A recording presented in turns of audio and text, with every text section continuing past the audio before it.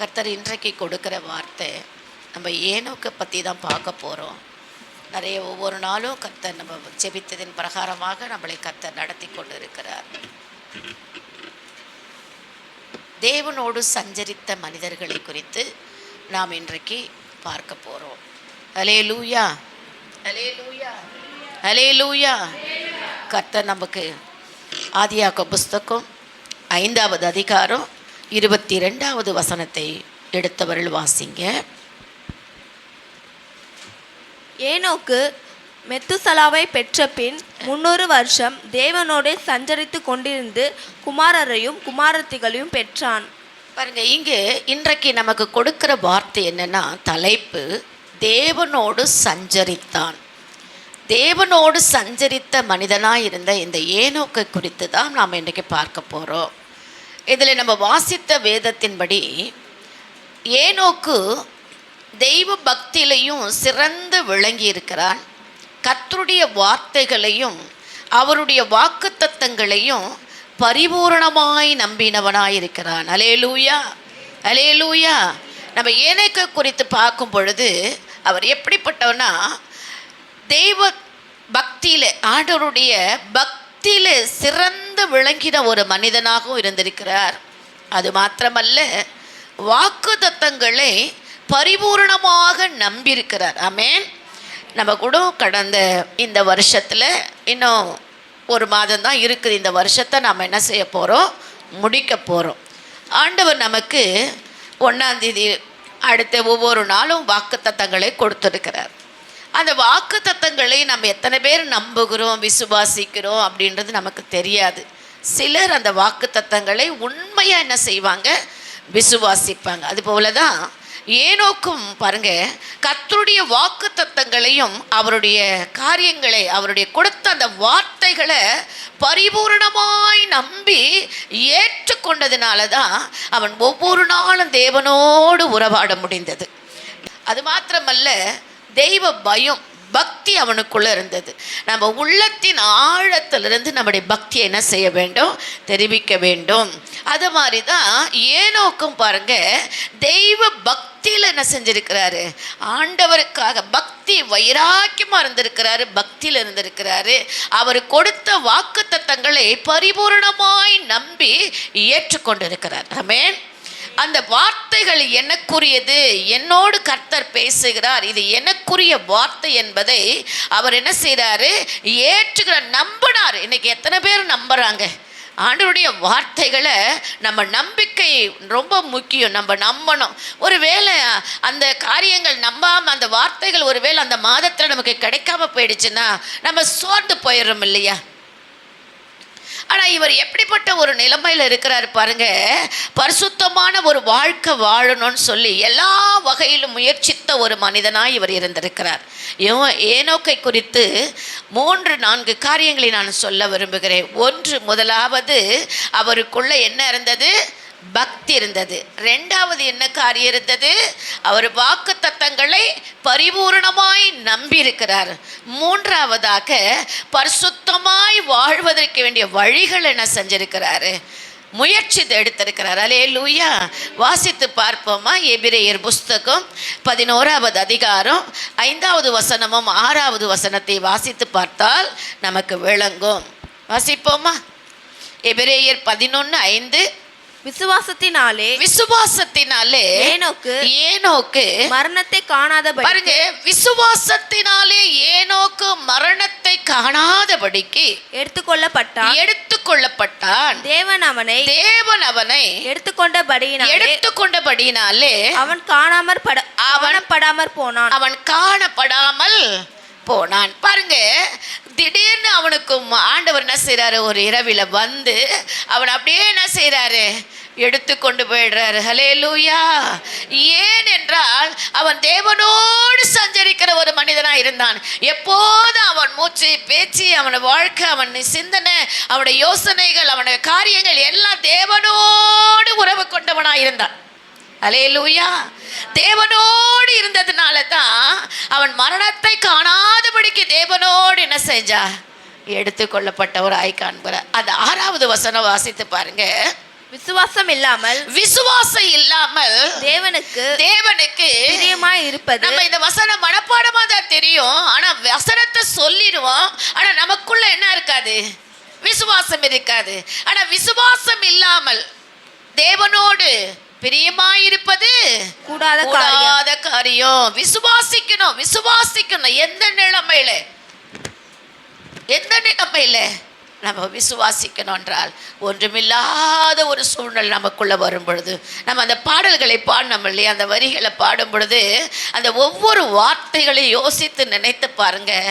ஒன்றுமில்லாத நேரத்தில் எனக்கு என்ன பண்ணீங்க? உதவி செய்த கிருபை. சோர்ந்து போன நேரத்தில் எனக்கு என்ன பண்ணீங்க? பெலன் கொடுத்த கிருபை. அவருடைய கிருபை அதுதான் நமக்கு சொல்றாரு, விசுவாசிக்கணும். ஒன்றுமில்லாத நேரத்தில் கர்த்தர் என்னை நடத்துவார், கர்த்தர் இந்த தேவையை சந்திப்பார், இந்த சூழ்நிலைகள் மாறும் என்று சொல்லி நாம் என்ன செய்ய வேண்டும்? விசுவாசிக்க வேண்டும். ஏனோக்கு அப்படிதான் விசுவாசித்தார், அப்படி தேவனோடு சஞ்சரித்தார். அதனாலதான் அவருடைய வாக்குத்தத்தங்களை நம்பினார். ஒருவேளை நீங்க நினைக்கலாம், ஐயோ அடுத்த மாதத்தை முடிஞ்சிட போது, இந்த வருஷம் முடிக்க போறேன், ஆனா இந்த கொடுக்கப்பட்ட வார்த்தைகள் இன்னும் என்னுடைய வாழ்க்கையில என்ன செய்யல, நிறைவேறலையேன்னு சொல்லி ஒருவேளை அங்கலாய்க்கிற யாராய் இருந்தா, இன்னைக்கு ஆண்டவர் உங்களை உற்சாகப்படுத்துகிறார். ஆண்டவரோடு பேசுங்க, என்னைக்கு போல பேசுங்க, அவரோடு உறவாடுங்க, அவரிடத்துல பக்தி வைராக்கியத்தை வையுங்க, முயற்சி செய்யுங்க, தேவனுக்காக வாழ்வதற்கு முயற்சி செய்யுங்க. நிச்சயமாய் இந்த மாதம் வருகிற மாதம் முடிகிறதுக்குள்ளவே அந்த வாக்குத்தத்தங்கள் எல்லாம் நிறைவேறும். அழகான வார்த்தை கொடுக்கிறார், நான் கர்த்தர், நான் சொல்லுவேன், நான் சொல்லும் வார்த்தைகள் என்ன செய்யும்? நிறைவேறும். அது என்ன செய்யாது? அது என்ன பண்ணாது? தாமதமாகாது. ஹல்லேலூயா. அவர் தாமதிக்கிற தேவன் அல்ல, அது தாமதமாகாது. அந்த வாக்குத்தத்தங்கள் நம்முடைய வாழ்க்கையில் என்ன செய்ய போது? பலிக்க போது. ஒருவேளை இந்த 11 மாதங்கள் பலித்திருக்கலாம், ஒருவேளை ஒரு சிலருக்கு அது நடக்காமல் இருக்கலாம். வருகிற 12வது மாதத்திலையும் அந்த வாக்குத்தத்தங்கள் எல்லாம் கர்த்தர் நிறைவேற்றுவார். ஹல்லேலூயா. மாறாத தேவனை தான் நம்ம நம்பிக்கொண்டு இருக்கிறோம், வாக்கு மாறாதவர். அதனாலதான் ஏனோக்கு அப்படியாய் தேவனோடு சஞ்சரித்தது நிமித்தமாக தான், தேவனோடு அவருடைய தொடர்பு இருந்தது நிமித்தமாக தான் அவர் தேவனோடு அப்படியே வானத்துக்கு என்ன செஞ்சிட்டாரு? அழகாக அப்படியே ஆண்டவருக்குள்ள அவரிடத்துக்கு போய் சேர்ந்துட்டார். ஹல்லேலூயா.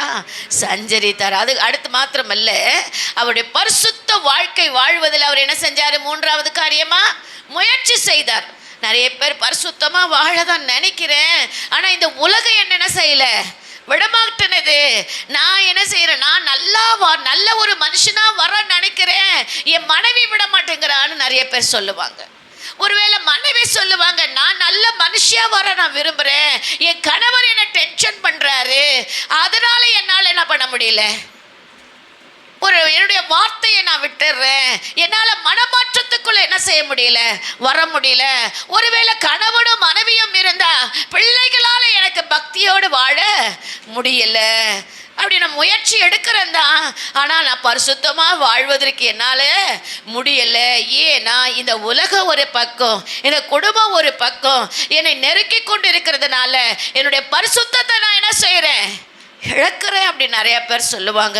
நான் இப்போதான் உபவாசம் எடுத்துட்டு வந்தேன் ஆண்டி, இப்போதான் நான் பக்தியோடு ஜெபம் பண்ணிட்டு வந்தேன், திடீர்னு வீட்டுக்குள்ளே வந்தா ஒரே குழப்பமும் பிரச்சனையும் போராட்டம் வந்த உடனே எனக்குள்ளே இருந்த அந்த அபிஷேகம், எனக்குள்ளே இருந்த அந்த பக்தி, எனக்குள்ளே இருந்த அந்த வைராக்கியம், கிறிஸ்துவுக்குள்ளே இருந்த அந்த நம்பிக்கை அப்படியே என்ன ஆயிடுச்சு? குறைஞ்சி போச்சு. ஒரு ஊதின பலூன் போல அது அப்படியே கொஞ்சம் கொஞ்சமாக இறங்குனது போல என்னுடைய பக்தியும் வைராக்கியம் அப்படியே என்ன ஆயிடுச்சு?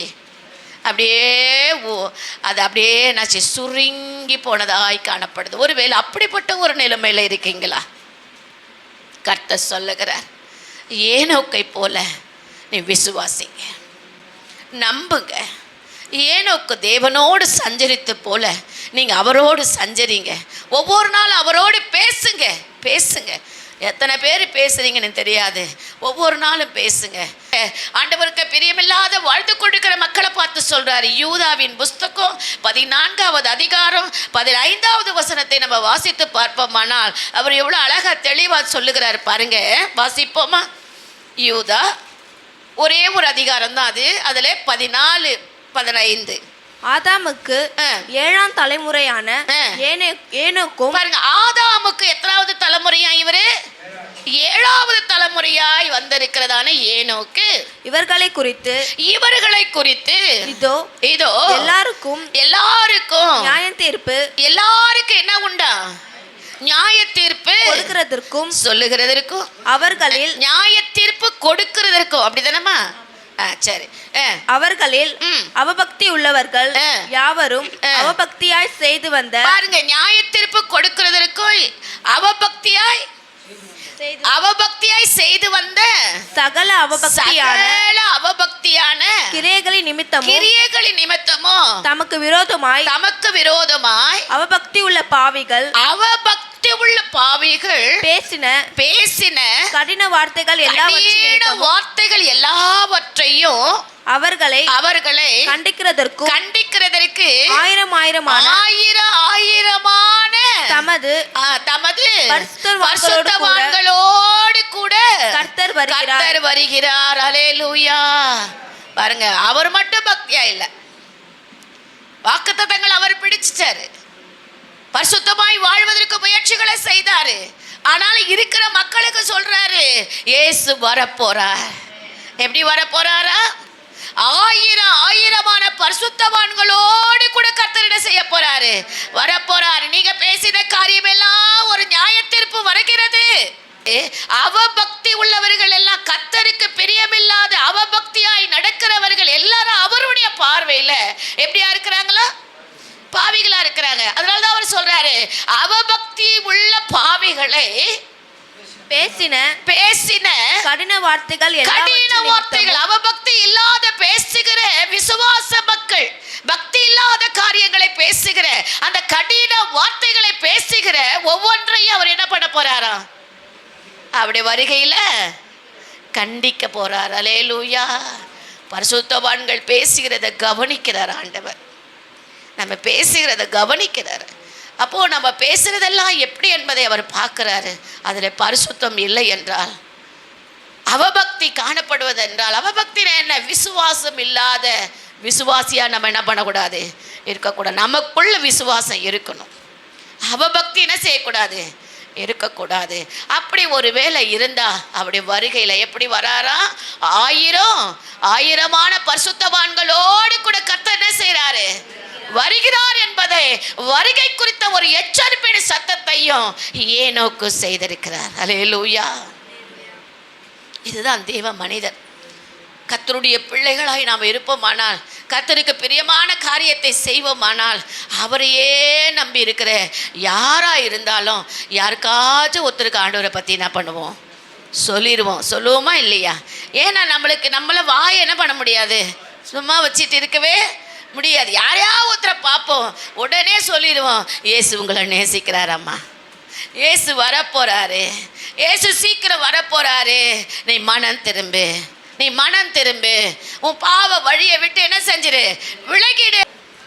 ஏனோக்கை போல பக்தியா இருக்கணும். அடுத்தது வாக்குத்தத்தங்களை நம்பியிருக்கணும். அடுத்தது பரிசுத்தமா வாழ எச்சரிக்கணும். அவரோட ஊழியம் செஞ்சார். என்ன ஊழியம்?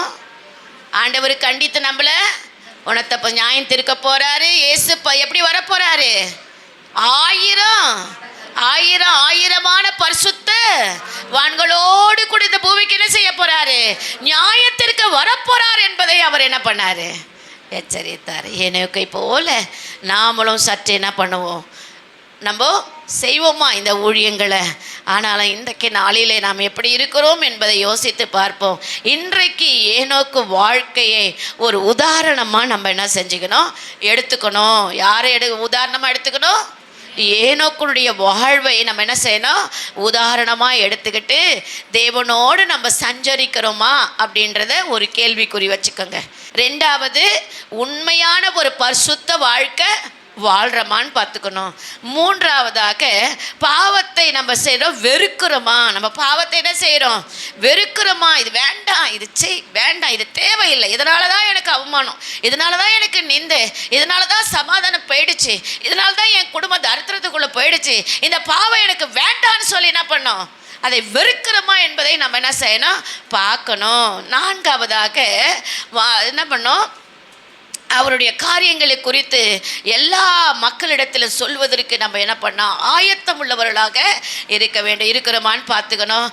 கிறிஸ்து வந்தால் நம்மோடு கூட அழைத்து செல்வார் என்று ஒரு நம்பிக்கையோடு நம்ம என்ன பண்ணோம்? இருக்கிறோமான்னு பார்த்துக்கணும். இதெல்லாம் நம்மளுக்கு முக்கியமான ஒரு 5 காரியத்தை நான் உங்களுக்கு சொல்லியிருக்கிறேன். ஏனோக்கை குறித்து இப்போ நம்ம பார்த்துட்டோம் பாருங்கள். அதில் கடைசியாக ஒரு வசனத்தை மட்டும் முடிச்சிடுறேன், பார்த்துட்டு அப்போஸ்தலர் 3:19-20 வாசிச்சிருங்களேன். அப்போஸ்தலர் 3வது அதிகாரம் 19வது வசனம் 20வது வசனத்தை படிச்சிருவோமா? ஆனபடியினாலே கர்த்தருடைய சன்னிதானத்தில் இருந்து இளைப்பாறுதலின் காலங்கள் வரும்படிக்கும் முன்னே குறிக்கப்பட்ட இயேசு கிறிஸ்துவை அவர் உங்களிடத்தில் அனுப்பும்படிக்கும் உங்கள் பாவங்கள் நிவர்த்தி செய்யப்படும் பொருட்டு நீங்கள் மனம் திரும்பி குணப்படுங்கள். நம்ம என்ன செய்யணுமா? மனம் திரும்பி குணப்படணும். அவ்வளோதான். ஏனோக்கு சொல்கிறது போல் மனம் திரும்பி நம்ம என்ன பண்ணணும்? குணப்படணும். இப்போது அடுத்தது, ஏனோக்கு ஆண்டவரோடு சஞ்சரித்தவர்களாக இருந்ததுனால அவர் என்ன பண்ணார்? ஆண்டவரிடத்துல அழகாக என்ன பண்ணார்? கடந்து போயிட்டார் இல்லையா? மரணத்தை காணாதபடிக்கு பரலோகத்துக்கு போனவராய் காணப்பட்டார். அடுத்தது நோவாவை குறித்து பார்க்க போகிறோம். ஆதியாகம புஸ்தகம் 6வது அதிகாரம் 9வது வசனத்தை வாசிங்க. 6:9. நோவாவின் வம்ச வரலாறு. நோவா தன் காலத்தில் இருந்தவருக்குள்ளே நீதிமானும் உத்தனுமாய். பாருங்க, ஏனோக்க பார்த்துட்டோம். இப்போ நோவாவை பார்க்கும்போது நோவா தன் காலத்தில் இருந்த மனிதர்களை காட்டிலும் அவர் எப்படி இருந்தாரா? உத்தமமா நீதிமானா இருந்திருக்கிறார். அல்லேலூயா. பாருங்க, தீமையும் அக்கிரமும் பரவி இருக்கிற அந்த ஒரு காலகட்டம். நோவாவின் காலத்தில் அந்த ஜனங்கள் எல்லாம் என்ன செஞ்சிருக்கிறாங்க? அதிக பாவத்தை செஞ்சிருக்கிறாங்க, தீமையான காரியத்தை செஞ்சிருக்கிறாங்க, அக்கிரமமான காரியத்தை செஞ்சிருக்கிறாங்க. அந்த மாதிரி அக்கிரமம் நிறைந்த, இப்போ நம்ம கூட சொல்லுவோம் இல்லையா, பாவம் நிறைந்த உலகத்தில் தான் நம்ம கூட என்ன செய்கிறோம்? வாழ்ந்துட்டு இருக்கிறோம். அப்படிதானே?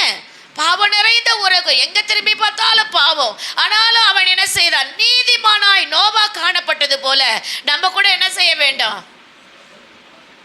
என்னக்கா சொல்ல வேண்டும்? நம்ம எப்படி இருக்கணும்? இந்த உலக பாவமா இருந்துட்டு போட்டோம், நம்ம வேர் பிரித்தவர்களா இருக்கிறோம் இல்லையா? அப்ப நம்ம எப்படி இருக்கணும்? நீதிமானா இருக்கணும். பாருங்க, அக்கிரமம் நிறைந்து காணப்படுகிற அந்த இடத்துல நோவா மட்டும் எப்படி இருந்தாரா? நீதிமானா இருந்திருக்கிறார். 5வது வசனத்தை வாசிங்க. மனுஷனுடைய அக்கிரமம் பூமியிலே பெருகினது என்றும். மனுஷனுடைய அக்கிரமம் பூமியில எப்படி இருந்தது? பெருகி இருந்ததுதான். நிறைய பரவிடுச்சு, அக்கிரமம் பரவிடுச்சு. இன்னைக்கு கூட பாருங்க, இந்த காலகட்டத்தில் நம்ம வாழ்க்கிற இந்த உலகத்துல அக்கிரமம் பெருகித்தான் இருக்கிறது, பெருகி கொண்டுதான் இருக்கிறது. அந்த அக்கிரமம் பெருகி இருக்கிற அந்த காலகட்டத்துல தான் நோவா மாத்திரம் எப்படி இருந்தாரு? கர்த்தருக்கு நீதிமானுமாக உத்தமமாய் வாழ்ந்திருக்கிறார். அல்லேலூயா. அதனாலதான் ஆண்டவரே நம்மளை எதிர்பார்க்கிறார், நம்மிடத்துலயும் கேட்கிறார், நீங்களே எப்படி இருக்கணும்? நம்ம என்ன சொல்றோம்? இல்ல ஆண்டவரே, நான் அப்படி இருக்க நினைக்கிறேன், ஆனா இந்த உலகத்துல வாழறதுனால என்னால என்ன பண்ண முடியல. சொல்லாமா? சொல்ல முடியாது. ஏன்னா உதாரணம் நமக்கு நோவா இருக்கிறாரு. நோவா இருந்தாரு, அதனாலதான் அவருடைய கண்களிலே கிருபை என்ன பண்ணது? ஆண்டவர் கொடுத்தாரு. அந்த கிருபை நோவாவுடைய கண்களில் தேவன் என்ன பண்ணாரு?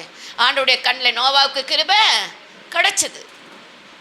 அப்படிப்பட்ட நாமளும் எந்த விதமான சாக்கு போக்கு சொல்லாம பாவம் நிறைஞ்ச உலகத்தில் நம்ம வாழ்ந்தாலும் தேவனுக்கு ஒரு பிரியமான வாழ்க்கை என்ன செய்யணும்?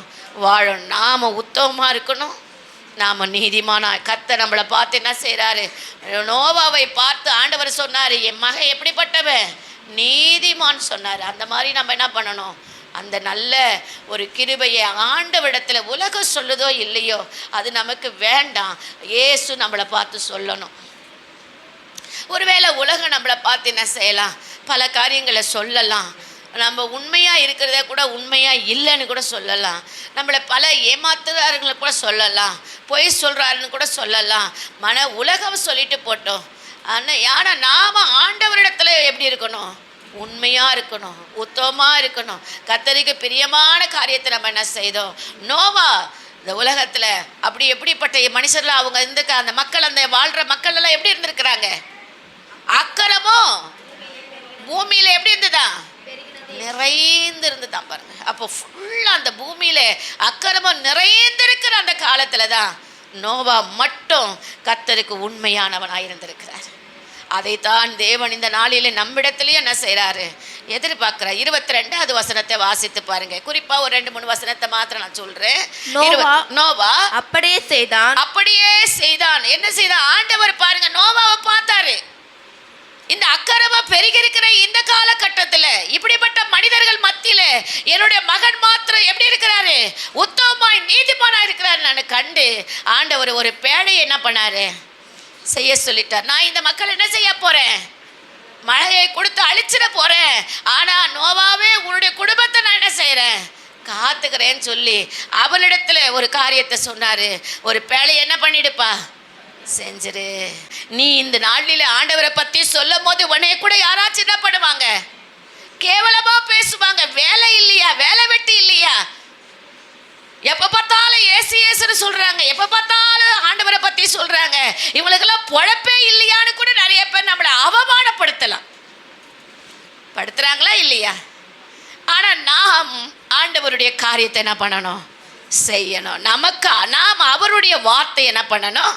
கேட்கிறவளாய் காணப்படணும். அப்போ அவர் செய்தது நிமித்தமாக அவன் ஆண்டவருக்கு பிரியமாய் இருந்ததுனால கர்த்தர் எப்படி காப்பாத்திட்டாரு? நான் சுருக்கமாக சொல்லிடுறேன், ஏன்னா நேரம் இல்லைல்ல.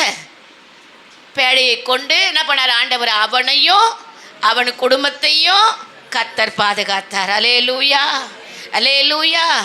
இன்னைக்கு நீ உண்மையா இரு, நீ கர்த்தருக்கு பிரியமா இரு, ஆண்டவருக்கு பிரியமானதை நீ செய். உன்னை மாத்திரம் இல்லை, உன் குடும்பத்தையே கர்த்தர் பாதுகாத்துருவார். அல்லேலூயா. உன் குடும்பமே இன்னைக்கு ஒரு ஆள் முழங்கால போடுங்க, உன் குடும்பத்துக்கு அங்கே ஒரு பாதுகாப்பு. உங்கள் ஜெபத்தால் உங்கள் குடும்பம் பாதுகாக்கப்படும். உங்கள் ஜெபத்தால் உங்களை நம்பினவர்கள், உங்களை சார்ந்தவர்கள் எல்லாரும் காக்கப்படுவார்கள். அல்லேலூயா. கர்த்தர் பாருங்க, ஒரு நோவாவின் நிமித்தமாக அப்படி குடும்பத்தை பாதுகாத்தாரு. பேழை எத்தனை நாள் மழை வந்துருச்சு? 40 நாள் மழையை வருவித்து அந்த 40 நாளில் பேழை மட்டும் மிதக்க ஆரம்பிச்சது. ஜனங்கள்லாம் என்ன செஞ்சிட்டாங்க? அழிச்சிட்டாரா இல்லையா? கர்த்தர் அப்படிதான் ஆண்டவருடைய பிள்ளைகளாய் நம்ம இருக்கும்போது, ஒருவேளை அக்கிரமம் நிறைந்த உலகத்தில் நம்ம வாழ்கிறோன்னு சொல்லிட்டு இருக்கிறோம். ஆனால் நீயும் நானும் ஆண்டவர் எதிர்பார்க்கிற பரிசுத்தம், ஆண்டவர் எதிர்பார்க்கிற உண்மை, ஆண்டவர் எதிர்பார்க்கிற காரியங்கள் நம்மிடத்தில் இருக்குமானால் நம்மளை கர்த்தர் பாதுகாத்து கொள்ளுவார். எல்லா தீமைக்கும், எல்லா நாசத்துக்கும், எல்லா மோசங்களுக்கும் கர்த்தர் நம்மளை விடுவித்து காத்துக்கொள்வார். அல்லேலூயா, அல்லேலூயா. நீங்கள் அதை பற்றி கவலையே படாதீங்க. என்ன ஆண்டவரே, நான் அப்படி தான் இருக்குன்னு நினைக்கிறேன், ஆனால் என்னால் முடியலன்னு அப்படி நினைக்காதீங்க. கர்த்தர் பார்த்துக்கொள்வார். கர்த்தர் பார்த்துக்கொள்ள எல்லாம் அவர் கரத்தில் இருக்குது. அவர் சொன்னால் ஆகும், அவர் கட்டளை போட்டால் அது நிற்கும். நீங்கள் உண்மையாக இருங்க, பரிசுத்தமாக இருங்க. கர்த்தர் உங்களை அதிகமாக என்ன செய்வார்? உங்களை பேழையை கொண்டு உங்கள் குடும்பத்தை என்ன செய்வார்?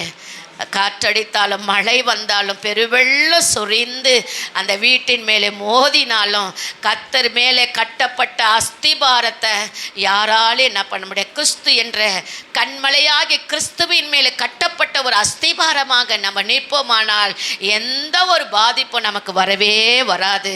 நம்புறவங்க அல்லேலூயா சொல்லுங்க. இவ்வளோதானா? அப்போ இப்படியெல்லாம் கேட்டு வாங்கிறதா இருக்கு. அல்லேலூயா. இதையும் கடவுள் பார்த்துக்கிட்டே இருக்கிறாரு.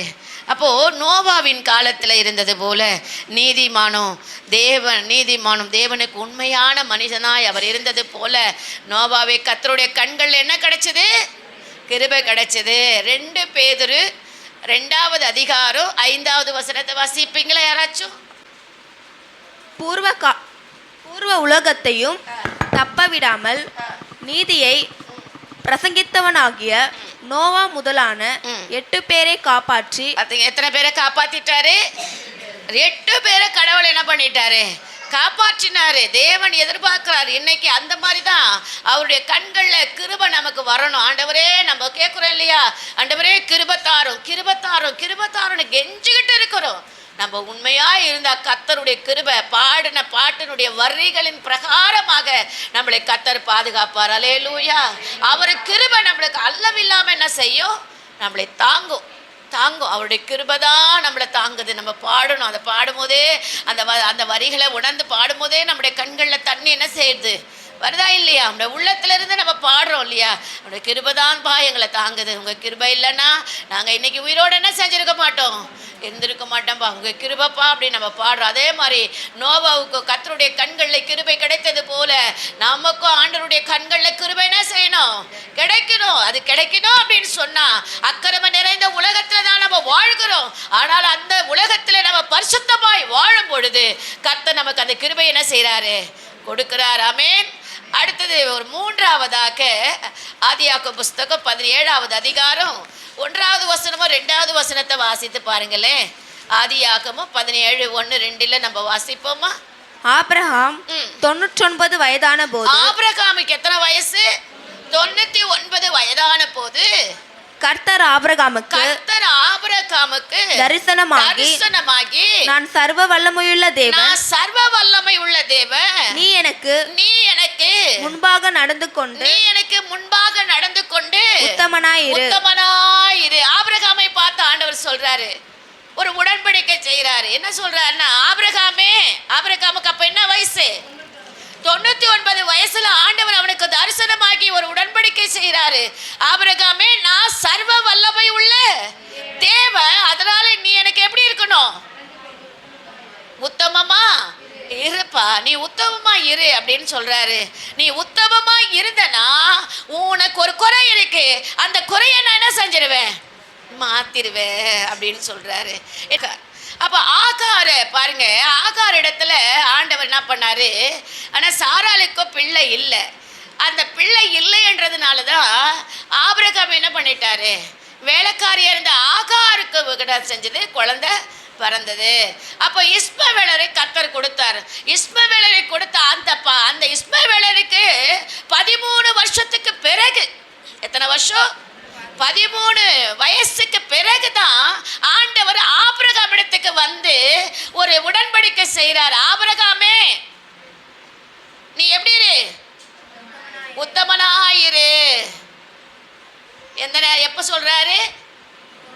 99 வயசுல நீ உத்தமமா இருப்பா. இப்போ இன்னைக்கு இரவு வந்து உங்ககிட்ட ஆண்டவர் வந்து, மகளே நீ உண்மையா இரு, இந்த மாசம் முடியறதுக்குள்ள உன் தேவையெல்லாம் சந்திக்கணும், இந்த இரவுல வந்தாருன்னா எத்தனை பேர் சந்தோஷப்படுவீங்க? அல்லேலூயா. அதை சந்தோஷப்படுவீங்க. ஆனா ஒரு கட்டளை போட்டார்னா எப்படி இருப்பீங்க?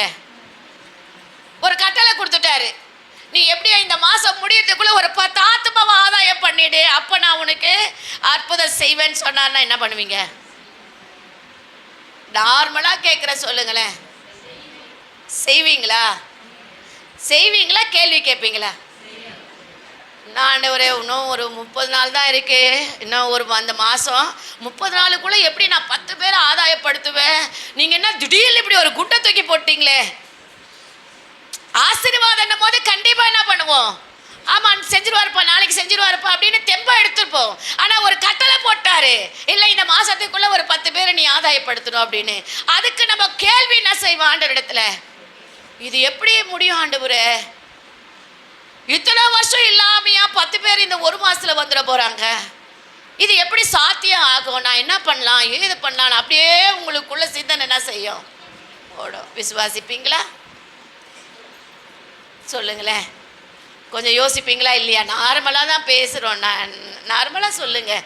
எல்லாருக்குள்ளே எப்படி வரும்? ஒரு ஷாக்காக காணப்படும். ஐயோ, எப்படி இது நடக்குமா நடக்காதான்னு. உண்மையே சொல்கிறேன், ஆண்டவர் ஒருவேளை அப்படி சொன்னால் கண்டிப்பாக அவர் ஒரு 10 பேர் ஆயத்தப்படுத்தி வச்சுருப்பாரு. அது நம்ம வாழ்க்கையில் நடக்கும். ஆமென். அது நடக்கும். ஆனால் நம்ம விசுவாசிக்கணும். அதுதான் நம்மளுக்கு விசுவாசம். அதனால தான் ஆபிரகாமை பார்த்து சொல்கிறாரு, ஆபிரகாமே நீ எப்படி இருக்கணும்? உத்தமனாயிரு. நான் சர்வ வல்லமை உள்ள தேவன், சர்வத்தையும் செய்து முடிக்கிற தேவன். நீ உண்மையா இருந்தனா உன் வாழ்க்கையில அற்புதங்கள் என்ன செய்யும், நடக்கும்னு சொல்லிட்டாரு. அடுத்தது வாசிச்சுவாங்க 15வது வசனத்தை.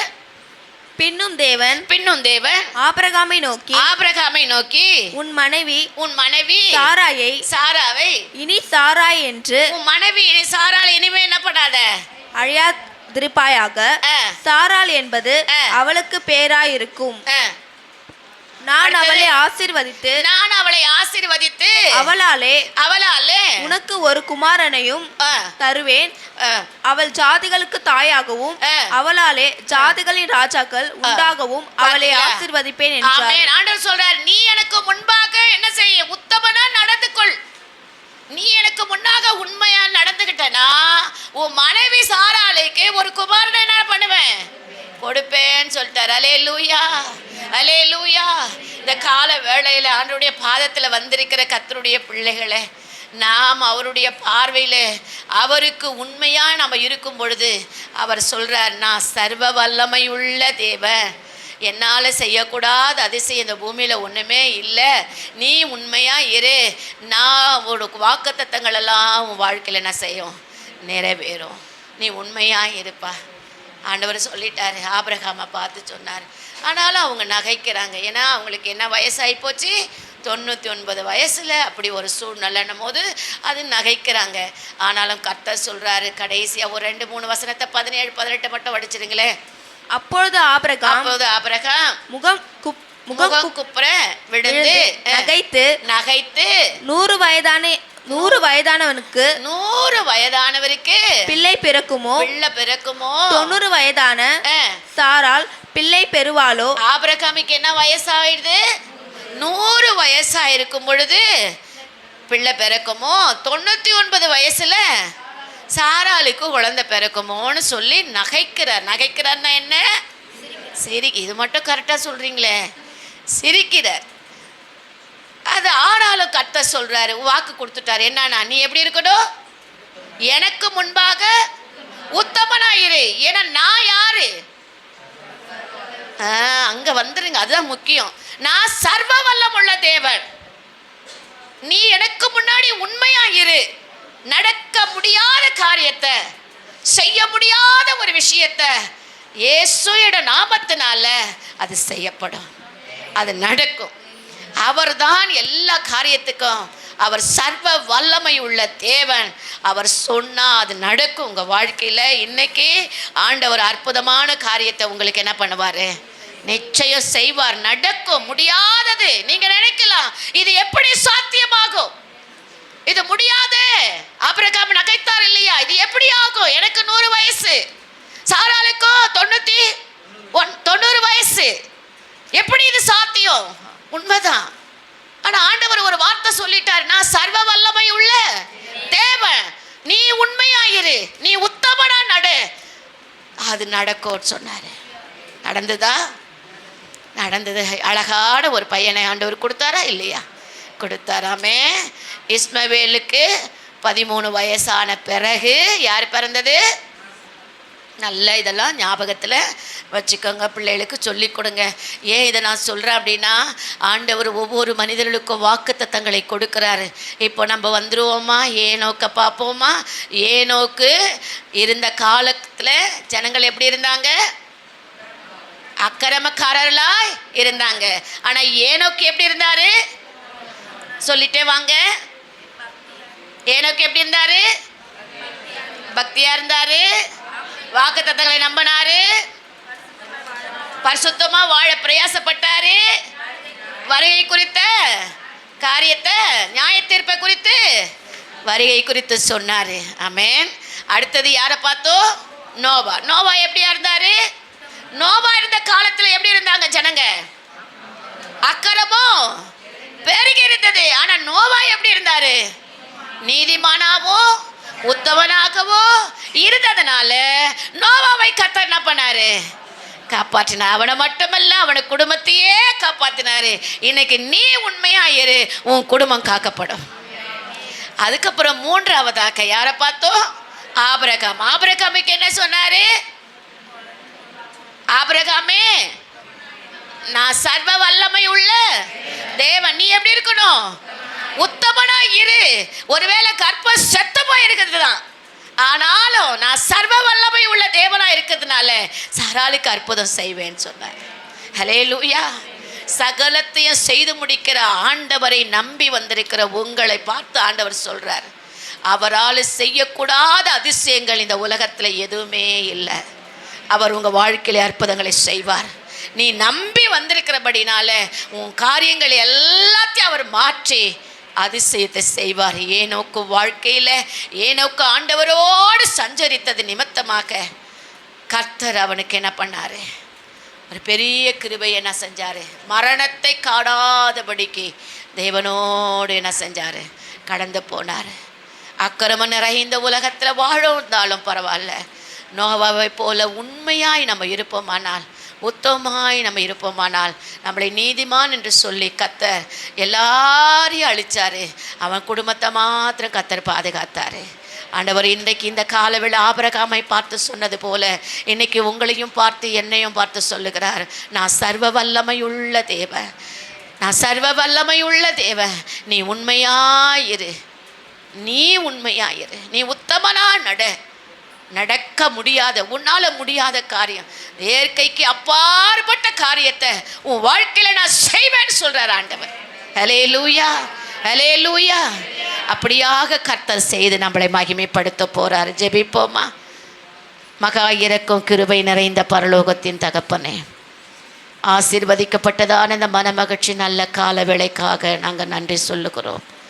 இந்த நாளிலும் கூட கர்த்தாவே ஆண்டவரே, ஏனோக்கை குறித்தும் நோவாவை குறித்தும் ஆபிரகாமை குறித்தும் ஆண்டவரே நாங்கள் பார்த்தோம். அப்பா, நீர் எங்களோடு கூட சில வசனங்கள் மூலமாக இடைப்பட்டதுக்காக நன்றி.